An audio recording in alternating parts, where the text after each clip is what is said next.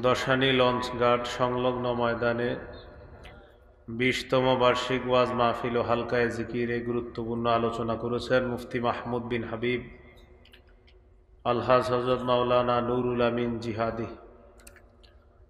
উপস্থিত হজরত উলামায়ে কেরাম, মুসলমান ভাইয়েরা, আল্লাহ তাআলার দরবারে শুকরিয়া আদায় করছি। আল্লাহ আমাদেরকে এই মাহফিলে উপস্থিত হওয়ার তৌফিক দান করেছেন বলে আলহামদুলিল্লাহ। উপস্থিত হজরত উলামায়ে কেরাম, মুসলমান ভাইয়েরা, আমি আপনাদের সামনে পবিত্র কোরআনের 111 নম্বর সূরা লাহাব তেলাওয়াত করলাম। এই সূরাটার নাম সূরা লাহাব। এর কারণ হলো এই সূরার মধ্যে লাহাব শব্দটা আছে, তাব্বাত ইয়াদা আবি লাহাব। দুইবার লাহাব শব্দটা আছে, সায়াসলা নারন যাতা লাহাব। শব্দের প্রতি লক্ষ্য রেখে এই সূরার নাম সূরা লাহাব। এই সূরার মধ্যে 5টি আয়াত আছে। এই সূরায় মৌলিকভাবে 2টি বিষয়বস্তু, 1 থেকে 3 নম্বর আয়াত পর্যন্ত এক বিষয়, 4 এবং 5 নম্বর আয়াতে আরেকটি বিষয়। এই সূরাটি সূরা ফাতিহার পরে মক্কায় অবতীর্ণ সূরা, সূরাতুল ফাতিহা। এই সূরার পরে অবতীর্ণ সূরা সূরা লাহাব মক্কায়।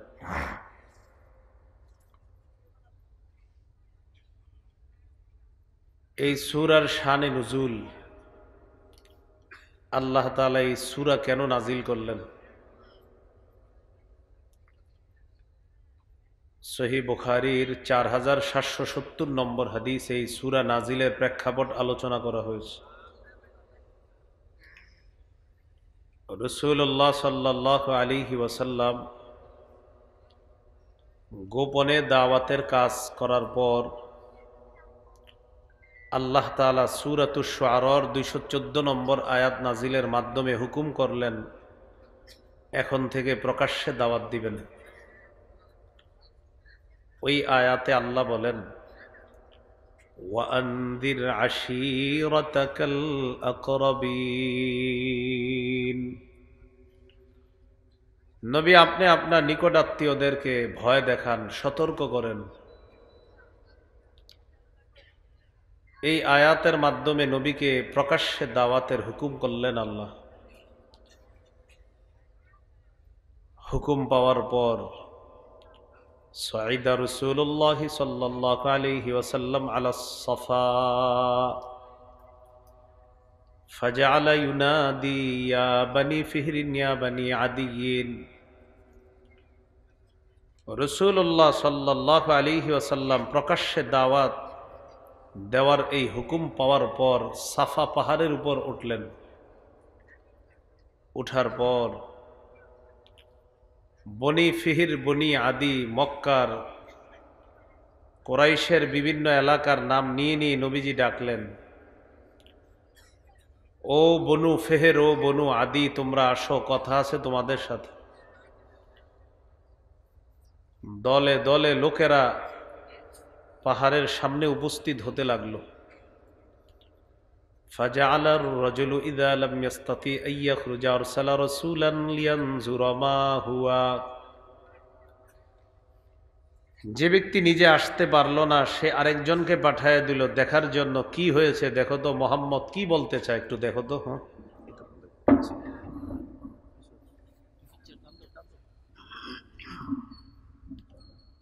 বেশ।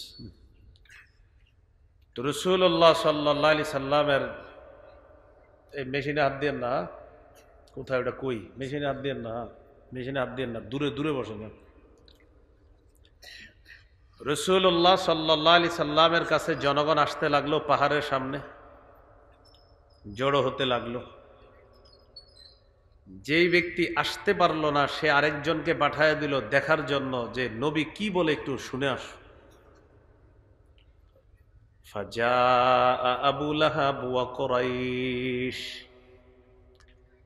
আবু লাহাব আসলো, কুরাইশগণও আসলো। পাহাড়ের উপর থেকে নবীজি সকলকে লক্ষ্য করে বললেন, আরাআইতাকুম লাউ আখবারতুকুম আন্না খাইলান বিল ওয়াদি তুরিদু আন তুগীরা আলাইকুম আকুনতুম মুসাদ্দিকিয়া। আমি যদি তোমাদেরকে বলি এই পাহাড়ের পিছনে একদল শত্রু সেনা অপেক্ষা করছে, যারা তোমাদের উপর অতর্কিত হামলা চালাবে, তোমরা কি আমার কথা বিশ্বাস করবা? ক্বালু নাআম মা জাররাবনা আলাইকা ইল্লা সিদকা। সবাই এক বাক্যে বলল, অবশ্যই তোমার কথা বিশ্বাস করব, কারণ তুমি সত্য ছাড়া কখনো মিথ্যা কথা বলো না। আমরা যাচাই বাছাই করে দেখেছি তুমি সব সময় সত্য কথা বলো।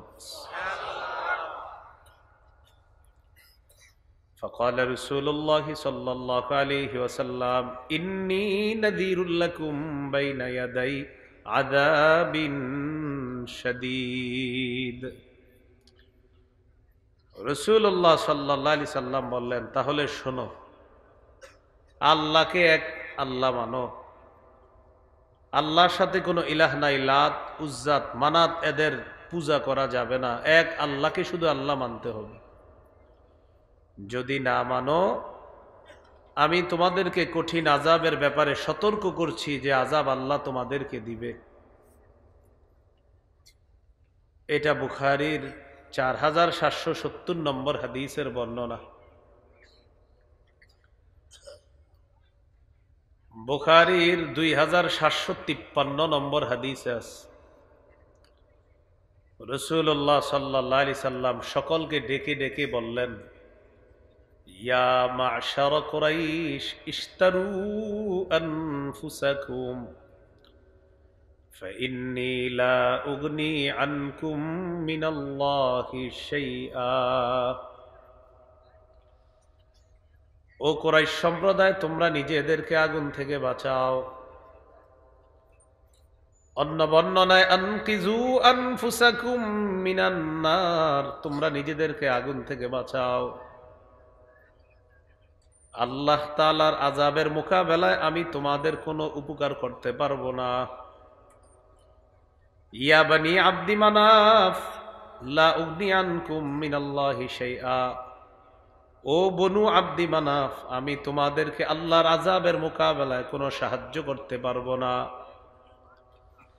ইয়া আব্বাস ইবনে আব্দুল মুত্তালিব, ও আমার চাচা আব্বাস, লা উগনি আনকা মিনাল্লাহি শাইআ, আমি আপনার কোনো উপকার করতে পারবো না আল্লাহর আযাবের মোকাবেলায়।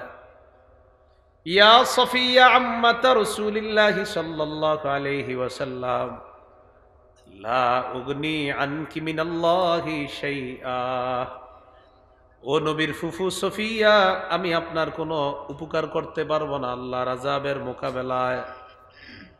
সর্বশেষ নবী বললেন, ইয়া ফাতিমা বিনতা মুহাম্মাদিন সাল্লাল্লাহু আলাইহি ওয়াসাল্লাম, সালিনি মিন মালি মা শি'তি, আমার মেয়ে ফাতেমা, মন দিয়ে শোনো, আমার সম্পদ যতটুকু আছে এখান থেকে তোমার যা মন চায় চেয়ে নিতে পারো। আনকিজি নাফসাকি মিনান নার, নিজেকে আগুন থেকে রক্ষা করো। ফাইন্নী লা উগনি আনকি মিনাল্লাহি শাইআ, আল্লাহর আযাবের মোকাবেলায় আমি কিন্তু তোমার কোনো উপকার করতে পারবো না বলে দিল। তো এইভাবে বলার পর ওই যে আবু লাহাব নবীজির চাচা দাঁড়ায় গেছে, দাঁড়া নবীজির একটা অভিশাপ দিল, তাব্বান লাকা সাইরাল ইয়াউম আলিহাদা জামাআতানা, মুহাম্মদ তোমার পুরা দিনটা ধ্বংস হোক, তুমি কি আমাদেরকে এই জন্য একত্রিত করেছো? আল্লাহ তাআলা আয়াত নাজিল করে দিলেন, তাব্বাত ইয়াদা আবি লাহাবি ওয়া তাব, আমার নবীর জন্য আবু লাহাব ধ্বংসের বদদোয়া করলো, আল্লাহ তাআলা জানায়া দিলেন আমার নবী ধ্বংস হবে না। আবু লাহাবের 2 হাত ধ্বংস হোক, আবু লাহাব নিজেও ধ্বংস হোক, ডাবল ধ্বংস। আল্লাহ আয়াত নাজিল করে দিলেন যে আবু লাহাবের 2 হাত ধ্বংস হোক, ওয়াতাব্বা, সে নিজেও ধ্বংস হোক। আল্লাহ তাআলা এই আয়াত নাজিলের মাধ্যমে অভিশাপের জবাব দিয়ে দিলেন। এই হলো সূরা লাহাবের 1 থেকে 3 নম্বর আয়াত পর্যন্ত আল্লাহ তাআলা অভিশাপের জবাব দিছে। ওই আবু লাহাব নবীর অভিশাপ দিছে আর আল্লাহ তাআলা জবাব দিয়ে দিছে। এখন আমরা জানবো আবু লাহাব কে। প্রথমত নবীর চাচাদেরকে 3 ভাগে ভাগ করা যায়। কয় ভাগে? 3 ভাগে। 1 নম্বর, কিছু চাচা নবীর উপর ঈমান আনছে, নবীর সাথে জিহাদের ময়দানে শরীক হয়েছে এবং নবীর প্রতি বিশ্বাস রেখেই তাদের মৃত্যু হয়েছে। যেমন হযরত হামজা, হযরত আব্বাস। একটু মনে রাখলে ভালো হয়। হযরত হামজা, হযরত আব্বাস, তারা ঈমান আনছে, তারা জিহাদে শরীক হয়েছে, তারা ইসলামের উপর মৃত্যুবরণ করেছে। 2 নাম্বার, চাচাদের মধ্যে কেউ কেউ নবীর ওই বিশ্বাস করে নাই ঠিক, কিন্তু নবীর খুব সাহায্য করছে, সব সময় নবীর পাশে ছিল, নবীরে আগলে রেখেছে। যেমন চাচা আবু তালেব ঈমান নিয়ে মরতে পারে নাই, শিরিকের উপর মৃত্যুবরণ করেছে। নবীজি খুব কষ্ট পেয়েছিলেন আবু তালেবের মৃত্যুতে। বুখারীর বর্ণনা, চাচার পাশে গিয়ে বসে আছে। নবীজি বলতেছে, চাচা আপনি একবার লা ইলাহা ইল্লাল্লাহ বলেন, উহাজ্জু লাকা বিহা। একবার বলেন লা ইলাহা ইল্লাল্লাহ, আমি আপনার এই বলাটা কিয়ামতের মাঠে দলিল হিসাবে পেশ করে আপনাকে মুক্তির ব্যবস্থা করব। একবার বলেন, মৃত্যু হবে। পাশে আবু জাহেল, উতবা, সাহেবা তারা বসা। তারা আবু তালেবকে বুঝাইতেছে, ছি ছি, সাবধান, বাপদাদার ধর্ম বিসর্জন দিও না।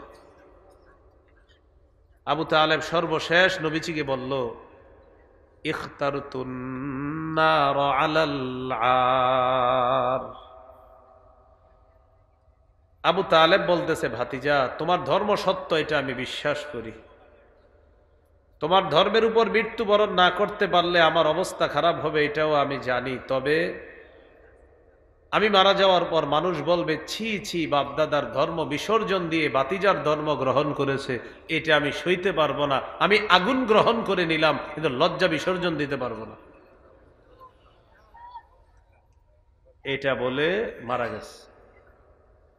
নবীজির খুব কষ্ট হইতেছিল, জিবরিল আমিনকে আল্লাহ পাঠায় দিছে, আমার হাবিবকে গিয়ে কোরআনের আয়াত জানায় দাও, ইন্নাকা লা তাহদি মান আহবাবতা ওয়ালাকিন্নাল্লাহা ইয়াহদি মান ইয়াশা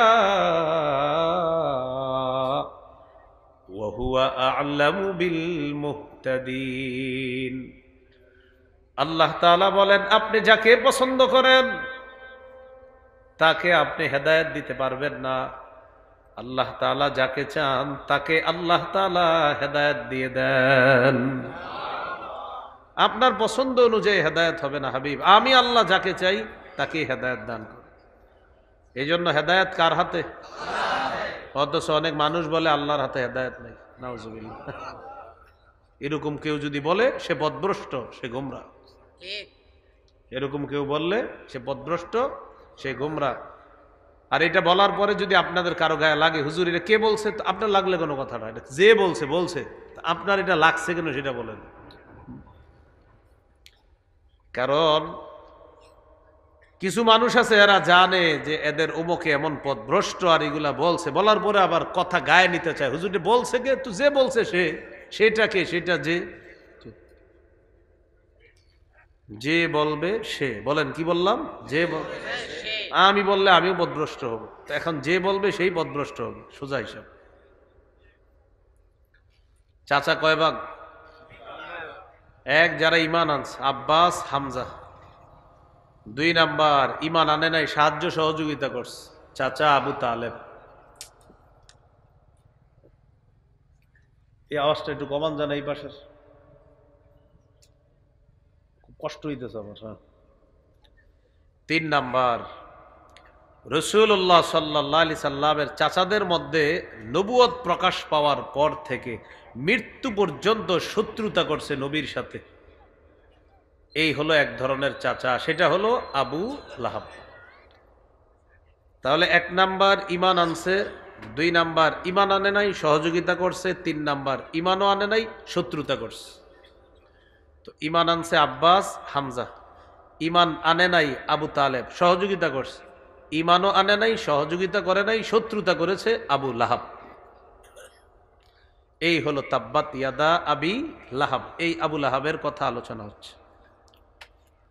আবু লাহাবের নাম হলো আব্দুল উজ্জা। কি নাম?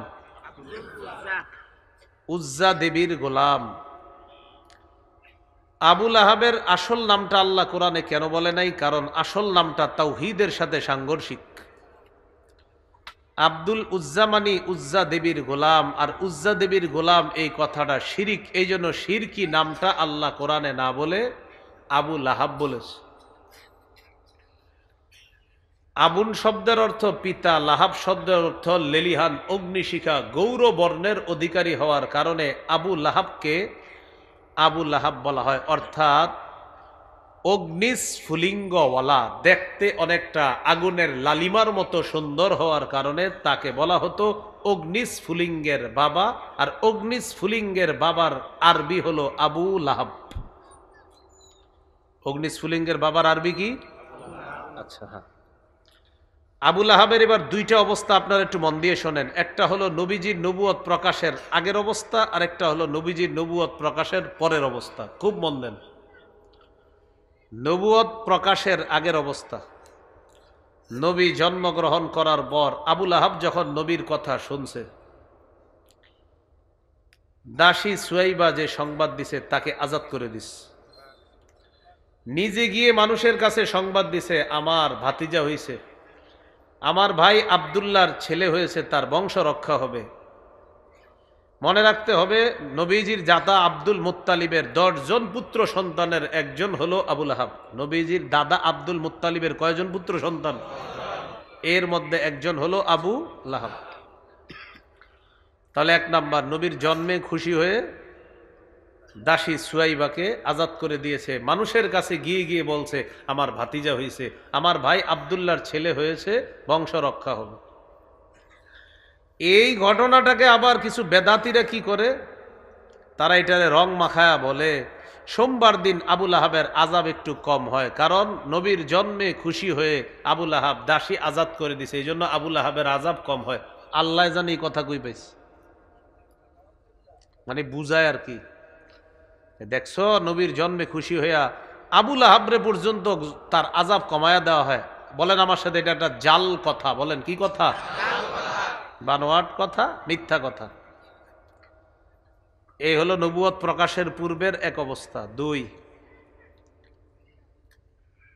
আবু লাহাব হলো রাসূল সাল্লাল্লাহু আলাইহি সাল্লামের শত্রুদের মধ্যে সবচেয়ে নিকটতম শত্রু, সবচেয়ে মানে সবচেয়ে কাছের শত্রু আর কি, সবচেয়ে নিকটতম শত্রু আবু লাহাব।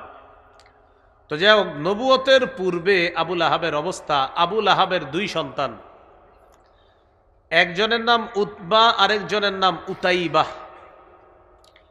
একজনের নাম উতবা, আরেকজনের নাম উতাইবা। এই উতবা আর উতাইবার সাথে নবীজি তার 2 কন্যা রুকাইয়া এবং উম্মে কুলসুমকে বিয়ে দিছে। তাহলে সম্পর্কে কি হলো? একদিক দিয়ে চাচা, আরেক দিক দিয়ে বেয়াই। তাহলে কত গভীর সম্পর্ক। তাহলে নবীজির জন্মে খুশি হয়ে সুয়াইবা নামক দাসীকে আজাদ করে দিয়েছে। রাসূলুল্লাহ সাল্লাল্লাহু আলাইহি সাল্লামের 2 কন্যার সাথে নিজের 2 পুত্র উতবা উতাইবা, তাদের পুত্রবধূ বানাইছে আল্লাহ রসুলের 2 কন্যাকে।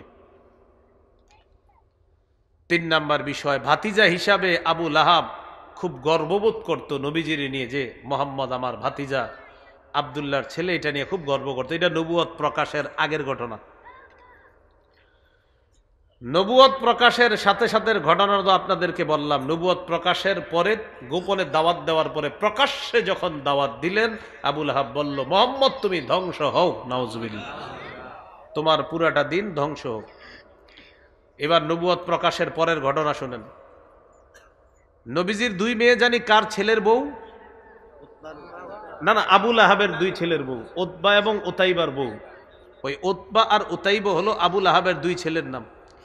এই দুই ছেলের স্ত্রী হলো নবীর কন্যা। নবীজি কেন নবী হইল, মানে নবীজি কেন সত্যের দাওয়াত দিল, এটা আবুল আহাব অপরাধ হিসাবে সাব্যস্ত করল। সাব্যস্ত করে তার দুই ছেলেকে বাধ্য করলো তাদের স্ত্রীকে তালাক দেওয়ার জন্য।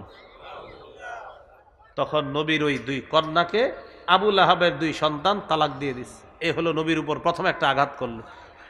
আর একটু মনে রাখবেন, এই দুই কন্যাকেই নবী পরবর্তীতে প্রথম জনকে হজরত ওসমান রাদিয়াল্লাহু তাআলা আনহুর সাথে বিয়ে দিস। ওসমান রাদিয়াল্লাহু তাআলা আনহুর সাথে বিয়ে দেওয়ার পর তিনি ইন্তেকাল করলেন, নবীর ওই কন্যাটা। তিনি ইন্তেকাল করার পর নবী তার আরেক কন্যাকেও হজরত ওসমানের কাছে বিয়ে দিস। এই হলো সেই দুই কন্যা, যেই দুই কন্যাকে আবুল আহাবের দুই ছেলের সাথে বিয়ে দিছ। মনে থাকবেনি কথাগুলো? তো ওসমান গনি রাদিয়াল্লাহু তাআলা আনহুর সাথে এই দুই মেয়েকে বিয়ে দিছে। যায় নবুয়তের পরের অবস্থা, মেয়েদেরকে জোর করে তালাক দেওয়া দিল। দুই নাম্বার অবস্থা, নবীজির পুত্র সন্তানের মধ্যে দ্বিতীয় পুত্র সন্তানের নাম আব্দুল্লাহ। বলেন তো নবীর দ্বিতীয় পুত্র সন্তানের নাম কি? এই আব্দুল্লাহর একটা উপাধি ছিল তাহের বা তাইয়িব। আব্দুল্লাহর উপাধি ছিল তাহের, তাইয়িব। এই তাহের বা তাইয়িব উপাধিদার আব্দুল্লাহ তিনি মারা গেলেন। মারা যাওয়ার পর আবুল আহাব বলতে লাগলো, মোহাম্মদ হলো আবতার, মোহাম্মদ লেস কাটা, মোহাম্মদ নির্বংশ। আওয়াজ দিয়ে নাউজুবিল্লাহ। নবীজিকে আবতার বললেন, নির্বংশ। আল্লাহ তাআলা তাকে জবাব দিলেন, ইন্না শানিআকা হুয়াল আবতার। নবী আপনি পেরেশান হয়েন না, মনে কষ্ট নিয়েন না, আপনাকে যে নির্বংশ বলে ওই নির্বংশ।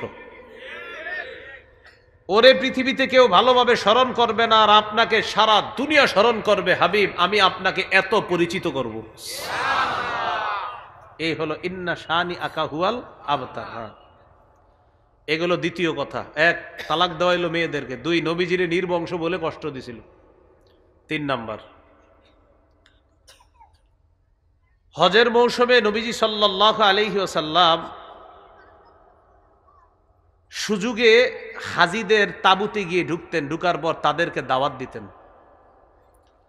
আবুল আহাব পিছনে পিছনে যাইত, যাওয়ার পর হাজিদেরকে বলতো, ইয়া আইয়ুহান নাস লা তুতিউহু ফাইন্নাহু সাবিউন কাযযাব। হে লোক সকল, তোমরা মুহাম্মদের অনুসরণ করবা না, মুহাম্মদ ধর্মত্যাগী, মুহাম্মদ হলো মিথ্যাবাদী। নাউজুবিল্লাহ। আবুল আহাব হাজিদেরকে গিয়ে এগুলো বুঝাইত।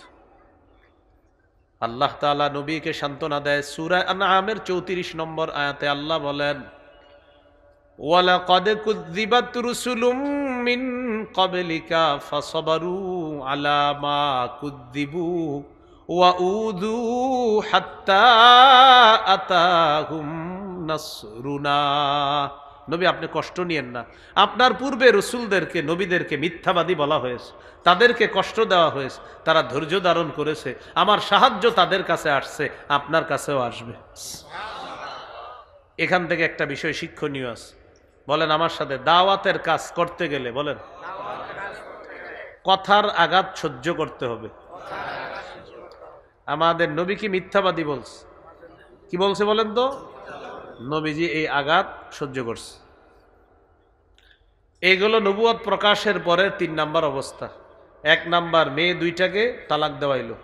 2 নাম্বার, নবীজিকে আবতার, নির্বংশ বলছিল।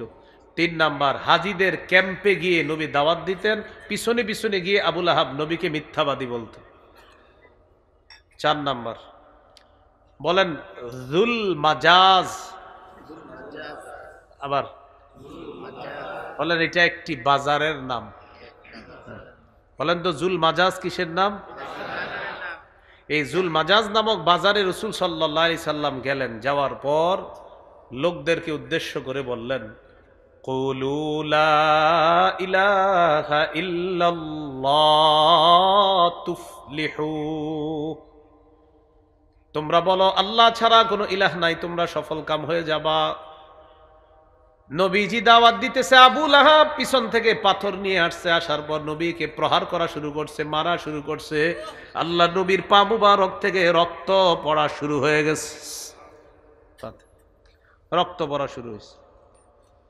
এখান থেকে কি শিখলাম বলেন? দাওয়াতের কাজ করতে গেলে কর্মের আঘাত সহ্য করতে হবে। তাহলে একটা কথার আঘাত আর একটা হলো কর্মের আঘাত। এই যে নবীজি কর্মের আঘাত সহ্য করলেন, পা মুবারক থেকে রক্ত ছুটিয়েছে। সহিহ বুখারীর দুইটা হাদিস শোনেন, 240 নম্বর হাদিস বুখারীর। এই হাদিসের বর্ণনাকারী আব্দুল্লাহ ইবনে মাসউদ রাদিয়াল্লাহু তাআলা তিনি বলেন, বাইনামা রাসূলুল্লাহ সাল্লাল্লাহু আলাইহি ওয়াসাল্লাম ইউসাল্লি বিফিনাইল কাবা। একবার রাসূল সাল্লাল্লাহু আলাইহি সাল্লাম কাবা চত্বরে নামাজ পড়তেছে, পাশে কাফেররা বসা। আবু জাহেল হঠাৎ বলে উঠল, আইয়ুকুম ইয়াজিউ বিজাজুরি সালা আলি ফুলান বিসালা জাজুরি আলি ফুলান।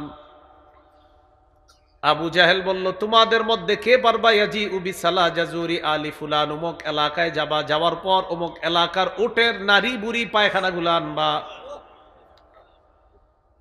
আনার পর ফায়াদাউহু আলা যহরি মুহাম্মাদিন ইদা সাজাদা, মুহাম্মদ যখন সিজদায় যাবে তখন তার কাঁধের উপর পিঠের উপর উঠেন নারী বুড়ি পায়খানা গুলা রেখে দিবা। রাসূলুল্লাহ সাল্লাল্লাহু আলাইহি সাল্লাম নামাজে আস। উকবাহ, বলেন কি নাম? উকবা ইবনে আবি মুয়াইত নামে এক পাপিষ্ঠ দাঁড়ায় বলতেছে, আমি পারবো। সে গেল ওই এলাকায়, উটের নারী বুড়ি পায়খানা নিয়ে আসছে। আনার পর রাসূল সাল্লাল্লাহু আলাইহি সাল্লাম সিজদায় গেছে। সত্যি সত্যি নবীর এই কাঁধের উপরে, এখান থেকে পিঠের উপরে পুরা বোঝাই করে উটের নারী বুড়ি আর গোবর গুলা রেখে দিস। 5 বেলা মুয়াজ্জিন সাহেব আমাদেরকে আজান দিয়ে ডাকে, আমরা নামাজে যাই না। আর রাসূল সাল্লাল্লাহু আলাইহি সাল্লাম সিজদায় পড়ে আছে, কষ্টে মাথা উঠাইতে পারতেছে না, ওইগুলা ভারে। এই ভার এত পরিমাণ হইছে যে নবীজি মাথা উঠানোর শক্তি পাচ্ছে না। আব্দুল্লাহ ইবনে মাসউদ রাদিয়াল্লাহু তাআলা আনহু বলেন, লাউ কানা লি মানআ, আমার যদি বাধা দেওয়ার ক্ষমতা থাকতো আমি বাধা দিতাম, কিছু করতে পারতেছিলাম না, দূর থেকে শুধু চেয়ে চেয়ে দেখতেছিলাম।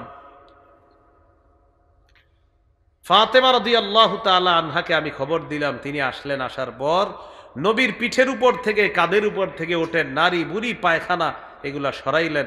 এরপর আল্লাহ রসুল সাল্লাল্লাহু আলাইহি সাল্লাম মাথা উঠাইলেন। রসুল সাল্লাল্লাহু আলাইহি সাল্লাম মাথা মুবারক উঠাইলেন। এই কষ্ট কর্মের আঘাত সহ্য করার পর নবীজি তার দাওয়াতের গতি আরো বাড়ায় দিলেন। তাহলে নবুয়ত পরবর্তী আবু লাহাবের কয়টা বিষয় জানলাম? 4টা। 3 নাম্বার বিষয়টা, হাজিদের ক্যাম্পে গিয়ে নবী দাওয়াত দিতেছিলেন, কথার কষ্ট দিল। 4 নাম্বার বিষয়টা হলো জুল মাজাজ নামক বাজারে নবী দাওয়াত দিলেন, কর্মের কষ্ট দিল, পা থেকে রক্ত ঝরাইল। এখান থেকে আমরা শিখলাম, দাওয়াত দিতে গেলে মানুষ কথা দিয়ে কষ্ট দিবে, কর্ম দিয়ে কষ্ট দিবে, এটা সহ্য করা নবীদের সুন্নত। আর এই কষ্ট দেওয়াটা কাফেরদের স্বভাব। সহিহ বুখারীর বর্ণনা, 4815 নম্বর হাদিস। এই হাদিসের মধ্যে আছে, বাইনামা রাসূলুল্লাহ সাল্লাল্লাহু আলাইহি ওয়াসাল্লাম বিফিনাইল কাবা, একদিন নবীজি কাবা চত্বরে দাঁড়ায় রয়েছে। জাআহু উকবা ইবনু আবি মুআইত, ওই যে পাপিষ্ঠরা নবীর কাঁধের উপরে ওঠে নারী বুড়ি পায়খানাগুলা দিছিল, এই লোকটা আসছে কাবা চত্বরে। দেখেন আসার পর কি করছে। রাসূলুল্লাহ সাল্লাল্লাহু আলাইহি সাল্লাম দাঁড়িয়ে আছে, নবীজির গলার মধ্যে এরকম একটা চাদর পেঁচাইছে উকবা, গলায় ফাঁসি দিয়ে নবীরে মারবে সাল্লাল্লাহু আলাইহি সাল্লাম। হ্যাঁ, বুখারীর 4852 নম্বর হাদিস। নবীজির গলায় একটা চাদর পেঁচাইছে, চাদর, ওই যুগের চাদর, খুব ধারালো চাদর। আগের দিনে মুরব্বীরা বলতে পারবে, আগের দিনে চাদরগুলা যেরকম হইতো, খুব ধারালো একটা চাদর গলায় পেঁচাইছে। পেঁচানোর পর রাসূল সাল্লাল্লাহু আলাইহি সাল্লাম রে বলতেছে, তুমি আমগো ধর্মের পরিবর্তে কোন দিকে দাওয়াত দাও? হ্যাঁ, বাপদাদার ধর্ম বাদ দিয়ে। এটা বইলা হাদিসে আসছে ফাখানাকাহু বিহি খানকান শাদীদা। ফাঁস লাগাইলে একটা মানুষের যেমন কষ্ট হয়, এইভাবে ওই চাদরের দুই পাশটা ধরে লাওয়া সাওবাহু ফি উনুকিহি, চাদরের দুই পাশ ধরে দুই দিকে এইভাবে জোরে টান দিস। টান দেওয়ার পরে এই যে নবীজির আপনার কথা বের হইতেছিল না, নবী জোরে টান দিছে, নবীজি কিছু বলতে পারতেছিল, গলায় তো ফাঁস লাগছে। আবু বকর সিদ্দিক রাদিয়াল্লাহু তাআলা আনহু দৌড়ে আসছে। আসার পর ফাআখাযা বিমানকাবি, ওই যে উকবা ইবনে আবি মুআইতের কাঁধে ধরে একটা ধাক্কা দিস। ধাক্কা দিয়ে বললেন আতাকতুলুনা রাজুলান আইয়াকুলা রাব্বিয়াল্লাহ ওয়া ক্বাদ জাআকুম বিল বাইয়িনাতি মির রাব্বিকুম। একটা মানুষকে এই কারণে হত্যা করবা যেই ব্যক্তি বলে আমার রব হলেন আল্লাহ, এতটুকু বলার কারণে একটা মানুষকে তোমরা হত্যা করবা। এর সপক্ষে তোমাদেরকে তিনি দলিলও দিয়েছেন, এই মানুষটাকে কেন তোমরা হত্যা করতে চাও? উকবা ইবনে আবি মুআইতকে সরায়া দিস। তাহলে প্রিয় ভাইয়েরা, আমরা জানলাম কথার আঘাত, কর্মের আঘাত এটা আসতে পারে, এটা সহ্য করা। তায়েফের ময়দানে দাওয়াত দিতে গেলেন, তিন ভাইকে দাওয়াত দিলেন, হাবিব, মাসুদ, আব্দে ইয়ালিল ইবনে কুলাল, আরেকজনের নাম আব্দে ইয়ালিল ইবনে কুলাল, এটা একটা নাম। এই তিনজনকে প্রথম দাওয়াত দিলেন। প্রথম জন বলতেছে আল্লাহ কি তোমারে ছাড়া আর কাউরে নবী বানাইতে পারলো না? আরেকজন বলতেছে আল্লাহ কি কুরাইশ বংশ ছাড়া আর কোনো বংশ পাইল না? আরেকজন বলতেছে আমি তোমার চেহারাটাও দেখতে চাই না, সরো আমার সামনে থেকে সরো। এই হলো তিনজনের দাওয়াত দেওয়ার পর পাল্টা রিয়েকশন। আয়েশা সিদ্দিকা রাদিয়াল্লাহু তাআলা আনহা নবীজিরে বললেন উহুদের যুদ্ধের দিন আপনি যে কষ্ট পাইছেন এর চেয়ে বড় কষ্ট আপনার জীবনে কোনোদিন আসছে? নবীজি বললেন আয়েশা, উহুদের যুদ্ধের দিন আমার উপর অনেক আঘাত আসলেও আমার আশেপাশে আমার অনেক পরিচিত জনরা ছিল, আবু বকর, ওমর, ওসমান, আলী, তারা ছিল, আমার মধ্যে একটা ভালো লাগা কাজ করেছে। অর্থাৎ উহুদের ময়দানে আমি অনেক কষ্ট পেয়েছি, কিন্তু এরপরে আমার আশেপাশে ছিল অনেকে। কিন্তু তায়েফের ময়দানে তোমার মামার গোষ্ঠী আমার যে কষ্ট দিছে আয়েশা, আমি সেই কষ্ট এটা আমি ভুলতে পারতেছি না আয়েশা। তায়েফের ময়দানে আমি একা একটা মানুষ, আমার পরিচিত কেউ নাই, সেখানে আমি যায়েদ বিন হারেসাকে নিয়ে গেলাম দাওয়াত দিতে, একজন মেহমান মানুষ। আয়েশা, আমি দাওয়াত দেওয়ার পর তারা আমার দাওয়াত গ্রহণ না করে যুবকদেরকে লেলিয়ে দিল, এই লোকটাকে চিনো, এটা হলো পাগল, কোত্থেকে যেন আসছে। এই বলার পর তারা পাথর দিয়ে আমার পিছনে দৌড়াইতে দৌড়াইতে পাথরের আঘাতে আমাকে রক্তাক্ত করছে। নবীজি বলেন আয়েশা, আমি বারবার বেহুশ হয়েছি। হঠাৎ আমার হুশ ফিরে আসছে, আমি দেখলাম ফাইদা আনা বিকরনিস সাআলিব, কর্নুস সাআলিব নামক একটা জায়গায় দেখলাম জিবরিল আমিন আমাকে তার দুই ডানা দিয়ে ছায়া দিয়ে রাখছে। মাথা উঠাইলাম, জিবরিল আমিন বলতেছে আরেক ফেরেশতা আসছে আপনার কাছে। কে? কয় মালাকুল জিবাল, পাহাড়ের ফেরেশতা আপনার কাছে আসছে। পাহাড়ের ফেরেশতা আমাকে সালাম দিল, আমি সালামের জবাব নিলাম। পাহাড়ের ফেরেশতা আমাকে বলতেছে আপনি যদি বলেন আন উতবিকু আলাইহিমুল আখবাশাইন, এই দুই পাহাড় চাপা দিয়ে তায়েফবাসীকে ধ্বংস করে দেই, সেটাই করব, আল্লাহ আমাকে হুকুম করছেন। নবীজি জবাব দিলেন লা বাল আরজু আইয়ুখরিজাল্লাহু মিন আসলাবিহিম মান ইয়াবুদুল্লাহা ওয়াহদাহু লা ইউশরিকু বিহি শাইআ। নবীজি জবাব দিলেন না, আমি তাদের ধ্বংস কামনা করি না, আমি চাই এই মানুষগুলা যদি ধ্বংস হয়ে যায় তাহলে তো শেষ, তারা যদি ধ্বংস না হয় তাদের ঔরস থেকে সন্তান দুনিয়াতে আসবে। আমার আশা তারা আমার দাওয়াত গ্রহণ করে নাই, তাদের সন্তানরা আমার দাওয়াত গ্রহণ করে এক আল্লাহর ইবাদত দুনিয়াতে করবে। তাহলে রাসূল সাল্লাল্লাহু আলাইহি সাল্লাম সেখানেও তাদের বিরুদ্ধে কোনো বদদোয়া করে নাই।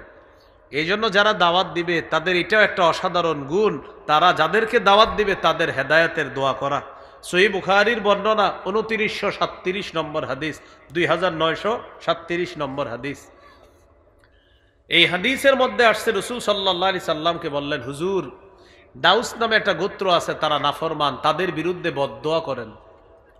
فقال رسول الله صلى الله عليه وسلم اللهم اهد دوسا وأتِ بهم আল্লাহ আপনি দাউস গোত্রকে হেদায়েত দিয়ে দেন, তাদেরকে ইসলামের তলে নিয়ে আসেন। হুজুর আপনি বদদুয়া করেন, নবী বললেন আল্লাহ হেদায়েত দেন। হুজুর আপনি বদদুয়া করেন, নবী বললেন আল্লাহ হেদায়েত দেন। তাহলে আবু লাহাবের কথায় চলে আসে, নবুয়ত পরবর্তী ভয়ঙ্কর 4টা কাজ নবীর 2 কন্যাকে তার সন্তান 2 জনের মাধ্যমে বাধ্য করলো তালাক দেওয়ার জন্য। 2 নাম্বার, নবীকে আফতার বলে গালি দিল, নির্বংশ বলল। 3 নাম্বার, হাজিদের ক্যাম্পে গিয়ে নবীজিরে ডিস্টার্ব করলো, কথার আঘাত দিল, নবীকে মিথ্যাবাদী বলল। 4 নাম্বার, জুল মাজাজ নামক বাজারে গিয়ে নবীজিকে কর্মের আঘাত করলো। এখান থেকে আমাদের শিক্ষণীয় বিষয় হলো, যখন আমরা হকের পথে চলবো এরকম আমাদের বিভিন্ন ধরনের বাধা আসবে। এই বাধাগুলোর মধ্যে একটা হলো কথার আঘাত আসতে পারে, কর্মের আঘাত আসতে পারে। এই 2 আঘাত সহ্য করে দাওয়াত দিতে হবে। এখন আসেন আবু লাহাব, ওই যে তাব্বাত ইয়াদা আবি লাহাবি ওয়া তাব। তাব্বাত অর্থ হলো ধ্বংস হওয়া। তাব্বাত এটার মাজদার হলো তাবাব, তাবাব মানে ধ্বংস। খসিরা, খাবা, হালাকা, ধ্বংস হওয়া। তাবাব অর্থ হলো ধ্বংস হওয়া। আল্লাহ তাআলা পবিত্র কোরআনে বলেন, ওয়ামা কাইদু ফিরআউনা ইল্লা ফি তাবাব। ফেরাউনের চক্রান্ত ধ্বংস, নস্যাৎ হয়ে গিয়েছে ফেরাউনের চক্রান্ত। এই হলো তাব্বাত ইয়াদা আবি লাহাব। খুব বুঝেন, আবু লাহাবের 2 হাত ধ্বংস হোক, এটা কেন বললেন? আরবরা অংশ দিয়ে পূর্ণকে বুঝায়। বলেন, আরবরা অংশ দিয়ে কি বুঝায়? পূর্ণ। আল্লাহ তাআলা আরবদের রীতি অনুযায়ী বললেন আবু লাহাবের 2 হাত ধ্বংস, মানে আবু লাহাবই ধ্বংস। 2 হাত মানে পুরা আবু লাহাবকে উদ্দেশ্য। এ হলো এক ধ্বংস। তাব্বা, সেও ধ্বংস হোক, ডাবল ধ্বংস আল্লাহ বললেন। এর মানে নবীর জন্য বদদুয়া করেছিলেন তাব্বান বলে, অভিশাপ দিয়েছিলেন। আল্লাহ ঠিক আবু লাহাবের ভাষায় জবাব দিয়ে দিলেন, আমার নবীর দিন ধ্বংস হবে না, তুই ধ্বংস হবি। এটা আল্লাহ তাআলা জানায় দিলেন। পরের আয়াতটা খুবই গুরুত্বপূর্ণ। মা আগনা আনহু মালুহু ওয়া মা কাসাব। মা আগনা আনহু মালুহু, তার সম্পদ তার কোনো কাজে আসে নাই। ওয়া মা কাসাব, তার সন্তান তার কোনো কাজে আসে নাই। মা আগনা আনহু মালুহু, তার সম্পদ তার কাজে আসে নাই। ওয়া মা কাসাব, সে যা অর্জন করেছে কোনো কাজে আসে নাই।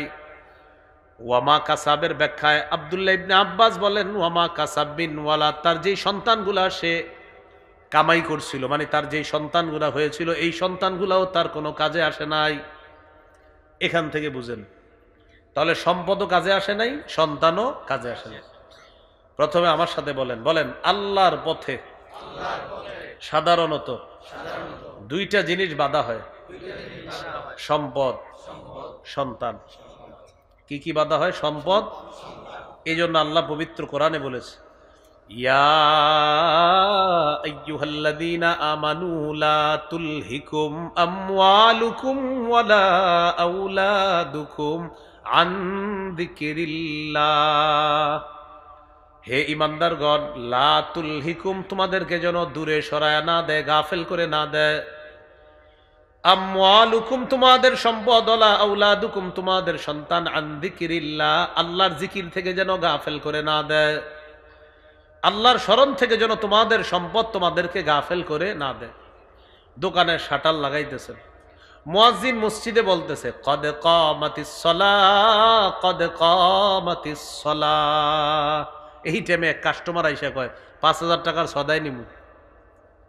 শাটারটা লাগাইছিলেন অর্ধেক, টেনশনে পড়ে গেছেন। 5000, কদ কামাতিস সালাহ, 5000, কদ কামাতিস সালাহ। বড় আজীব টেনশনে পড়ে গেছেন, করবেনটা কি? আল্লাহ তাআলা সূরা তাহার 132 নম্বর আয়াতে বলেন, নাহনু নারযুকুকা ওয়াল আকিবাতু লিত্তাকওয়া। আমি তোমাকে রিজিক দেই, তোমার কাছে আমি রিজিক চাই না, আমি তোমাকে রিজিক দেই। নামাজে যাও, আমি রিজিক দিব। সূরা তাহার 132 নম্বর আয়াতে আল্লাহ বলেছেন, ওয়া'মুর আহলাকা বিস-সালাতি ওয়াসতাবির আলাইহা। আপনি আপনার পরিবারকে নামাজের হুকুম করেন আর আপনি নিজেও নামাজের উপর অটল থাকেন। লা নাসআলুকা রিজকা, আমি আপনার কাছে রিজিক চাই না। আল্লাহ তাআলা বলেন নাহনু নারযুকুকা, আমি তোমাকে রিজিক দেই। বলেন তো আমাদের কাছে আল্লাহ রিজিক চায়? আমাদেরকে রিজিক দেয় কে? এবার একটু বুঝেন নামাজের সাথে রিজিকের কি সম্পর্ক। আল্লাহ তাআলা বুঝায় নামাজের সময় মানুষ টেনশনে পড়ে যায়, রিজিকের টেনশন, সম্পদ ৫,০০০। মুয়াজ্জিন বলে কত কামাতিস সালাহ, এদিক দা কাস্টমার কয় ৫,০০০ টাকা সদাই করবো, কিন্তু আপনি যদি না দেন পাশের দোকানে যাব, টেনশনে পড়ে গেছে, কি করা যায়? আল্লাহ বলেন নাহনু নারযুকুক, আরে আমি তোমাকে রিজিক দেই, যাও তুমি নামাজে যাও, আমি রিজিক দিব। তাহলে সম্পদের মায়ায় মানুষ আল্লাহকে ভুলে, এটা একটা সম্পদের মায়া। হালাল ভাবে সম্পদ হওয়া দোষের না, কিন্তু সম্পদ কামাই করতে গিয়ে আল্লাহকে ভুলা এটা দোষ।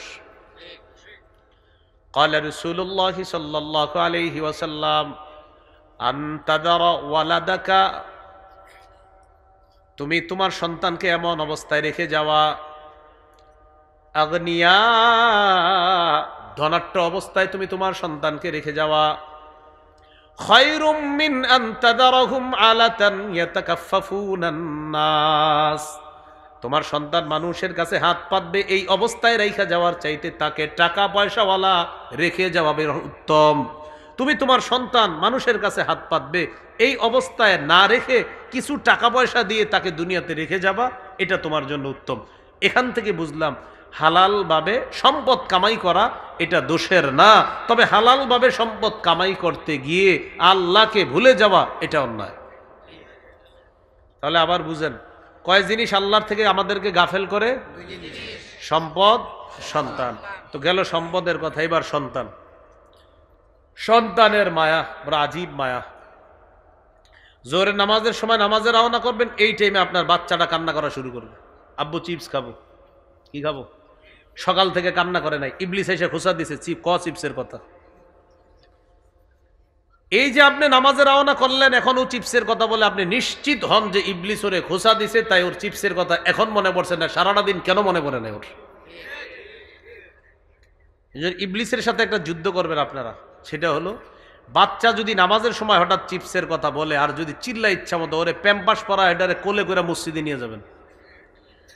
আপনি মসজিদের এক পাশে দাঁড়াবেন, ওরে পাশে আপনি বসায় রাখবেন, ইবলিসরে বুঝাইবেন, হ্যাঁ চান্দু তুমি যতই সমস্যা করো, কালকে থেকে ওরে কান্না করাবি নামাজের সময়, ওটারে সহ মসজিদে নিয়ে আসবো। এটা করবেন। তাহলে সম্পদও বাধা দিচ্ছে, সন্তানও বাধা। আমি এটাই করি আপনার, আলহামদুলিল্লাহ। ছোটবেলায় যখন দেখি নামাজের সময় কান্না করে, আমি কই দাঁড়া, নামাজের সময় কান্না না, ফাইজলামি, এটা একটা প্যাম্পাস পরা ওটারে মসজিদে নিয়ে বসায় রাখছি। আমি যে এলাকায় থাকি, হুজুরে জিজ্ঞাসা করবেন, ছোট অবস্থায় প্রত্যেকদিন দেখতো নিয়ে বসায় রাখতাম, কারণ ওই টাইমে ওইটা কান্না করে, আগে করে না কেন? তো দুই জিনিস আপনাকে আল্লাহর থেকে দূরে সরানোর ষড়যন্ত্র, একটা হলো সম্পদ আর একটা হলো সন্তান। সম্পদেরও মানুষের মায়া আছে, সন্তানেরও মায়া আছে। বাকি আপনি খুব সতর্কভাবে চলতে হবে যেন আপনার সম্পদ আল্লাহ ভুলিয়ে না দেয়, আপনার সন্তান যেন আল্লাহ ভুলিয়ে না দেয়। এই জন্য আল্লাহ পবিত্র কোরআনে বলেন ইন্নামা আমওয়ালুকুম ওয়া আওলাদুকুম ফিতনাহ, তোমাদের সম্পদ, তোমাদের সন্তান তোমাদের জন্য পরীক্ষা। নবীজি খুতবা দিতেছে, জুমার খুতবা, হঠাৎ আল্লাহ নবীর খুতবা থেমে যায়। আল্লাহ রসুল মসজিদের দরজার দিকে এইভাবে তাকায় আছে, সবাই পিছনের দিকে তাকায় তাকায় দেখে দুইজন সন্তান মসজিদে ঢুকছে। একজন হলেন হাসান, আরেকজন হুসাইন, সুবহানাল্লাহ, রাদিয়াল্লাহু আনহুমা। নবীজি বলেন হুমা রাইহানাতায়া ফিল জান্নাহ, এই দুইটা আমার জান্নাতের গোলাপ। সাহাবীরা ফাঁকা করে দিছে এইভাবে। নবীজির দুই সাহাবী, দুই নাতি, কলিজার টুকরা হাসান হুসাইন রাদিয়াল্লাহু আনহুমা সাহাবীদের মাঝখান দিয়ে দৌড়াইতে দৌড়াইতে আসছে, নানার কোলে উঠছে। নবী দুইজনের কোলে নিয়ে বাকি খুতবা শেষ করছে। তখন তাদেরকে কোলে নিয়ে বলতেছে ইন্নামা আমওয়ালুকুম ওয়া আওলাদুকুম ফিতনাহ, সন্তান সম্পদ ফিতনা, পরীক্ষা। ওদেরকে কোলে নিয়ে বলতেছে নবীজি। তাহলে আসেন আগের কথায়, আবু লাহাবের ব্যাপারে, মা আগনা আনহু মালুহু ওয়া মা কাসাব, আবুল আহাবের সম্পদ তার কোনো কাজে আসে নাই, তার সন্তান তার কোনো কাজে আসে নাই। সে বড় অহংকার টাইপের মানুষ ছিল। তার অহংকার ছিল দুইটা বিষয় নিয়ে, এক তার সন্তান আছে, দুই তার অনেক সম্পদ আছে, খুব অহংকার করত। এবার মূল ঘটনা শোনেন, তার সন্তান সম্পদ কাজে আসে নাই মানে কি? বদর যুদ্ধ হলো। বদর যুদ্ধের 7 দিন পরে আবুল আহাবের গলার মধ্যে গুটি বসন্তের রোগ দেখা দিল। এটাকে আদাসাও বলা হয়, বসন্ত টাইপের এক রোগ দেখা দিল তার গলার মধ্যে, গুটি বসন্ত আমরা বলি না, ওই ছোট গুটি বসন্ত। এই রোগ হওয়ার পর এই রোগেই আবুল আহাব মারা গেল। মক্কার মানুষেরা বসন্তর রোগকে খুব ভয় পাইত, ভাবতো এটা ছোঁয়াছে রোগ, এটা যদি কারো গায়ে আসে সমস্যা হবে, এটা টেনশন করতো সবাই। আবুল আহাবের 2 ছেলে বাপেরে রাইখা পলাইছে। ওই যে গুটি বসন্ত হয়ে মারা গেছে বাবা, এই জন্য বাবারে রাইখা পালাইছে। এই জাতীয় ঘটনা করোনার সময় দেখা গেছে, কোটিপতি বাবাকে হুজুরদের সামনে রাইখা কোটিপতি সন্তান পালাইছে। হুজুররা আর এইগুলা হুজুর মানুষ, থাক একটা হইব, মরে গেল না, মরলে হুজুর মরুক। বিয়ের সময় কাজে লাগে, জানাজায় কাজে লাগে। আর ওই করোনা ভাইরাসের সময় হুজুর, হ্যাঁ জি ইমাম সাহেব, ওই আমার আব্বাই ওই জায়গা আছে, নিয়ে মাটিতে দাফন করে আসেন, আপনি এদিকে ভুলেও আইনেন না, জান। আবুল আহাবের 2 সন্তান বাবারে রাইখা, লাশ রাইখা পালাইছে। গুটি বসন্ত রোগ, 3 দিন পর্যন্ত লাশ পচে পড়ে আছে, লাশের থেকে গন্ধ বের হওয়া শুরু হয়েছে, পচন ধরছে। ওই সন্তান 2 জন আবার আসছে, মানে প্রথমে পালাইছে কেন, যে এটার সংক্রমণটা একটু কমলে আসবে, তো এদের আর কি এটা একটা আকীদা ছিল তাদের। তো 2 সন্তান আসছে, আসার পর আরেকজনের সহায়তায় বাবার লাশটা মক্কার একটা উঁচু ভূমির মধ্যে নিয়ে গেছে। নেওয়ার পর লাশের মধ্যে হাত দেয় না, লাশে হাত না দিয়ে লাঠি দিয়ে কি করছে, আপনার একটা গর্ত করছে, করার পর লাঠি দিয়ে লাশটা ধাক্কাইতে ওই গর্তের মধ্যে ফালায় মাটি চাপা দিয়ে চলে আসছে। যুগে যুগে জালেমদের পরিণতি এমন হয়। কাদের পরিণতি? হ্যাঁ, পরিণতি। এবার আসেন, মা আগনা আনহু মালুহু, তার সম্পদ তার কোনো কাজে আসে নাই। ওয়া মা কাসাব, তার সন্তান তার কোনো কাজে আসে নাই। আয়াত থেকে বোঝা যায় হালাল সম্পদ দুনিয়াতে রেখে যাওয়া আর নেককার সন্তান দুনিয়াতে রেখে গেলে মরণের পর কাজে আসবে। নবীজি বলেন, মারা যাওয়ার পর মানুষের সমস্ত নেক আমল বন্ধ হয়ে যায়, 3টা বাকি থাকে, ইল্লা মিন সালাসা, ইল্লা মিন সাদাকাতিন জারিয়া। 1 নাম্বার সদকায়ে জারিয়া, 2 নাম্বার আও ইলমিন ইউনতাফাউ বিহি, এমন এলেম যে এলেমের মাধ্যমে অন্য মানুষ উপকৃত হয়, এটা কাজে আসে। 3 নাম্বার আও ওয়ালাদিন সালিহিন ইয়াদউ লা, একজন নেককার সন্তান যদি রেখে যায় আর সে তার বাবার জন্য দোয়া করবে, এই নেককার সন্তান তার কাজে আসবে। তা আবার আলোচনায় চলে আসি, মা আগনা আনহু মালুহু, তার সম্পদ তার কাজে আসে নাই। ওমা কাসাব, সন্তান কাজে আসে নাই। প্রিয় মুসলমান ভাইয়েরা, একটু হালাল সম্পদটা ভালো জায়গায় একটু দুনিয়াতে কাজে লাগান, আর সন্তানটাকে একটু ভালো বানানোর চেষ্টা করেন, যেন আপনার মৃত্যুর পর আপনার এই সম্পদ, আপনার সন্তান, এগুলা যেন আপনার কাজে আসে। এমন সম্পদ আর এমন সন্তান যেন আল্লাহ আমাদেরকে দান করে, আল্লাহ তৌফিক দান করেন।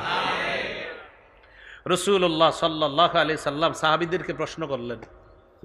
একদিন কি করলেন, বুখারীর বর্ণনা, এইভাবে একটা আঁক দিলেন, দেখেন খুব দেখেন, এইভাবে একটা চতুর্ভুজ আঁকলেন।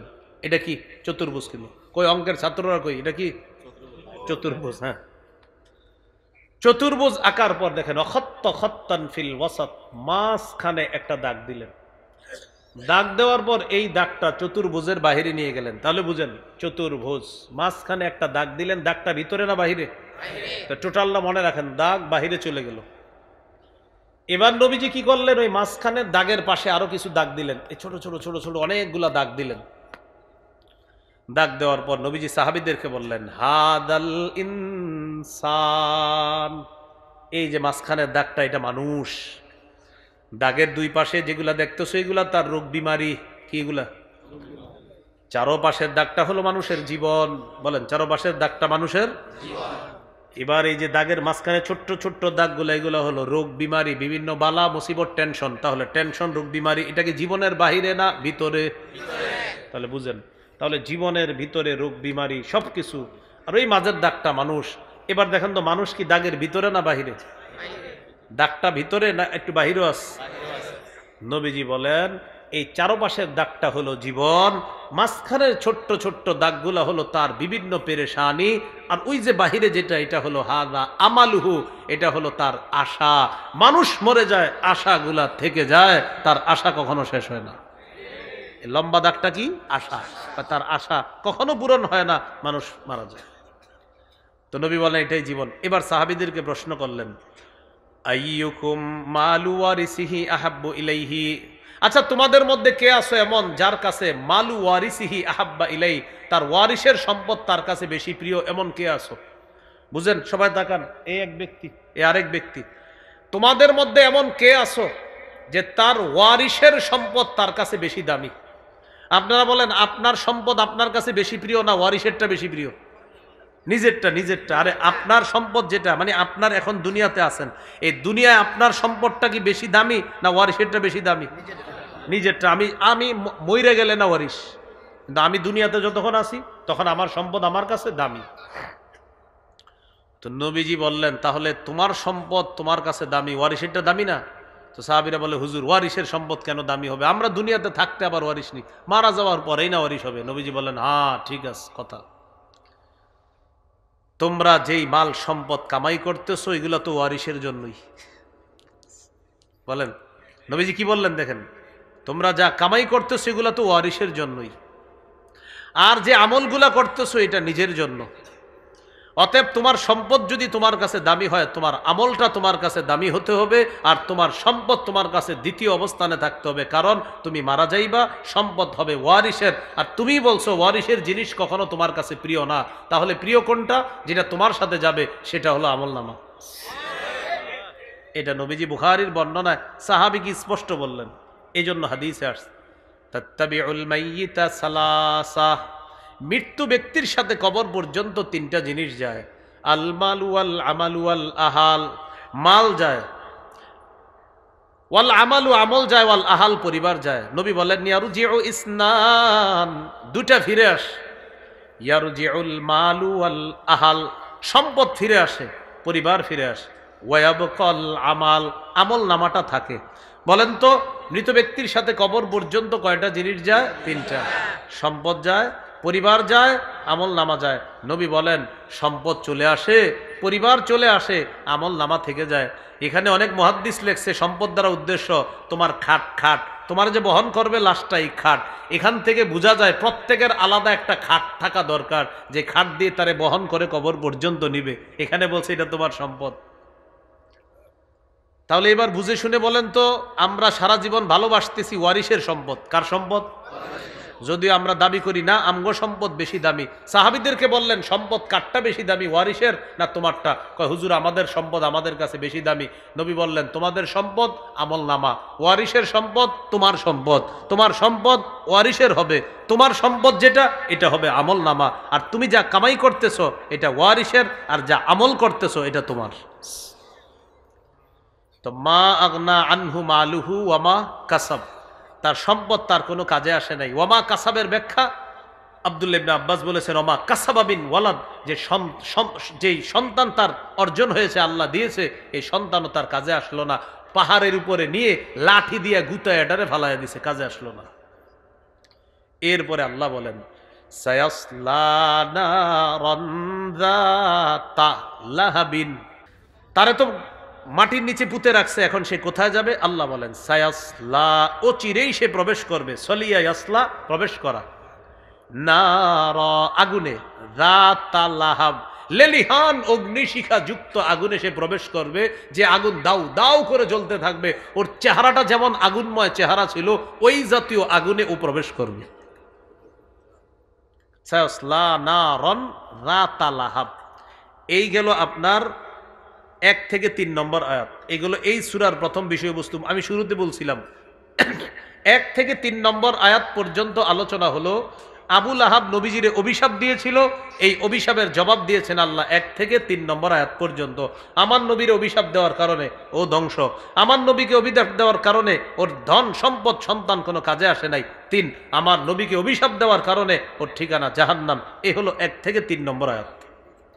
এবার 4-5, ওয়ামরাআতুহু হাম্মালাতাল হাতাব ফি জিদিহা হাবলুম মিন মাসাদ। ওয়ামরাআতুহু, আবু লাহাবের স্ত্রীও আগুনে প্রবেশ করবে। হাম্মালাতাল হাতাব, ইন্ধন বহনকারিণী, জ্বালানি বহনকারিণী, কাঠ বহনকারিণী আবু লাহাবের স্ত্রীও আগুনে প্রবেশ করবে। আবু লাহাবের স্ত্রীর নাম বলেন আওরা অথবা আরওয়া। হ্যাঁ, একটা আওরা আর একটা হলো আরওয়া। আওরা কেন বলা হয়? আবু লাহাবের স্ত্রীর চোখ ছিল টেরা, আর টেরাকে আরবিতে বলা হয় আওরা, এই জন্য তাকে আওরা বলা হয়। আওরা বিনতে হারব, তিনি আবু সুফিয়ানের বোন ছিল, অথবা তার নাম আরওয়া বিনতে হারব। তার উপাধি হলো উম্মে জামিল, তাহলে পুরাটা নাম আওরা বিনতে হারব অথবা আরওয়া বিনতে হারব, আর তার উপাধি হলো উম্মে জামিল। এই আবু লাহাবের স্ত্রী কি করছে খুব মন দিয়ে শোনেন। যখন সূরা লাহাব নাজিল হয়েছে, দৌড়ে পাথর নিয়ে আসছে আমাদের নবীজিরে হত্যা করার জন্য। আমাদের নবীজি বসা, পাশে আবু বকর সিদ্দিক রাদিয়াল্লাহু তাআলা আনহু দাঁড়ানো। আবু লাহাবের স্ত্রী আসছে, আসার পর পাথর নিয়ে দাঁড়ায় রয়েছে। আবু বকর, মোহাম্মদ কই? আয়েশা, নবীজি কিন্তু পাশেই বসা আবু বকর সিদ্দিকের। মুহাদ্দিসিনে কেরাম, মুফাসসিরিনে কেরাম লিখেছেন, নবীজির মুজিজা আল্লাহ প্রকাশ করছেন, নবী সামনে আছে, আবু লাহাবের স্ত্রী চোখ দিয়ে নবীরে দেখতেছে না, সামনেই ছিল। ওই যে পাথর মারবে তো, এই জন্য আল্লাহ হেফাজত করছে। তো আবু বকর সিদ্দিক রাদিয়াল্লাহু তাআলা আনহুকে বলতেছে, আবু বকর কোথায়? মোহাম্মদ কই? বইলা দিও। মুযাম্মামান মুযাম্মামান আসাইনা ওয়া আমরাহু আবাইনা ওয়া দীনাহু কলাইনা। আবু লাহাবের স্ত্রী কবি ছিল, নগদ কবিতা বানায় লাইছে। আবু লাহাবের স্ত্রী কবি ছিল, নগদ কবিতা বানাইছে, আর কবিতার মাধ্যমে মুসলমানদেরকে কষ্ট দিত। সে বলল, আবু বকর মুহাম্মদকে জানায়া দিবা, মুযাম্মামান আসাইনা, মুহাম্মদ হলো নিন্দিত একজন মানুষ, তাকে আমি প্রত্যাখ্যান করি। নাউজুবিল্লাহ, আমাদের নবীকে নিন্দিত বলল। 2 নাম্বার, ও আমরাহু আবাইনা, মুহাম্মদের আদেশ আমরা অমান্য করি। কিসের আদেশ? সে আবার কি বলবে, সে কি বলার কে বলতেছে। 3 নাম্বার, ওয়াদিনাহু কলাইনা, মুহাম্মদ যে দিনের দাওয়াত দেয়, দিনকে ঘৃণা ভরে প্রত্যাখ্যান করি। আবু লাহাবের স্ত্রী এই কবিতা শোনায় গেল। এখন আসেন, খুব বুঝেন, আবু লাহাবের স্ত্রীকে হাম্মালাতাল হাতব কেন বলা হয়? মাথা কিন্তু ঠান্ডা করে শুনতে হবে। হাম্মালাতাল হাতব কেন বলা হয়? হাম্মালাতাল হাতবের অনুবাদ হলো ইন্ধন বহনকারিণী, জ্বালানি বহনকারিণী। একটু আমার সাথে বলেন, বলেন। আরবে যে ব্যক্তি পরিবার ভাঙত, পরিবার ভাঙার পিছনে ইন্ধন যোগাইত, কুটনামি করত, অথবা সমাজে বিশৃঙ্খলা যে সৃষ্টি করত, তাকে হাম্মালাতাল হাতব বলা হয়। এই জন্য আবু লাহাবের স্ত্রীকে বলা হয় হাম্মালাতাল হাতব। সে কি করত? খালি পরিবার নষ্ট করত, বিভিন্ন জনের কাছে গিয়ে স্বামীর বদনাম করত বিবির কাছে, আর বিবিরটা স্বামীর কাছে। এইভাবে সে খালি তালাক ঘটাইতো, সংসারের মধ্যে ফাটল ধরাইতো। এই জন্য 1 নাম্বার কারণ তাকে হাম্মালাতাল হাতব বলার, মানে সে ইন্ধন বহনকারিনী। বুঝেন, ইন্ধন মানে সে মানুষের কাছে গিয়ে খালি ইন্ধন লাগায়, এই তোর জামাই কিন্তু ভালো না, এই জন্য হাম্মালাতাল হাতব। 1। 2 নাম্বার, আবু লাহাবের স্ত্রী ধনী মানুষ ছিল, ধনী হওয়ার পরেও খুব কৃপণ ছিল। এই কৃপণতা কইরা কোনো দাস দাসী না রাইখা কি করতো, সে নিজে বাগান থেকে গিয়ে আপনার লাকড়ি ইত্যাদি বহন করে জ্বালানি বহন করে নিয়ে আসতো। কি বহন করে? আর জ্বালানি বহনকারিনীর আরবি হলো হাম্মালাতাল হাতব। হ্যাঁ, কাঠ বহনকারিনী, জ্বালানি বহনকারিনী, কাঠ বহনকারিনী আরবি কি? হাম্মালাতাল হাতব। তাহলে একটা হলো ইন্ধন, ইন্ধন করে বেড়াইতো, খালি খালি কিলিকবাজি করতো, খালি কুটনামি করতো, এই জন্য সে ইন্ধন যোগাইতো পরিবার ভাঙার পিছনে, তাই হাম্মালাতাল হাতব। 2, হাম্মালাতাল হাতব মানে কৃপণতা করে কোনো খাদেম সেবিকা না রাইখা নিজে গিয়ে কাঠ সংগ্রহ করে আনতো, এই জন্য হাম্মালাতাল হাতব এখানে অনুবাদ কাঠ বহনকারিনী, জ্বালানি বহনকারিনী। এটা হলো 2 নাম্বার। এই দুই কারণে তাকে বলা হয় হাম্মালাতাল হাতব। ফি জিদিহা হাবলুম মিম মাসাদ, তার গলার মধ্যে পাকানো রশি। এমন অবস্থায় এই পাকানো রশি দ্বারা দুইটা উদ্দেশ্য, এক, দুনিয়াতেই সে গলার মধ্যে রশি পাকায়া ওই রশি দিয়া বেঁধে ওই কাঠ সংগ্রহ করে নিয়ে আসতো। দুই, জাহান্নামে যখন সে প্রবেশ করবে তার গলায় বেড়ি পড়ায়া তাকে টানতে টানতে জাহান্নামে নিক্ষেপ করা হবে। এ হলো দুইটা উদ্দেশ্য। তাহলে হাম্মালাতাল হাতবের দুইটা জানলাম আমরা।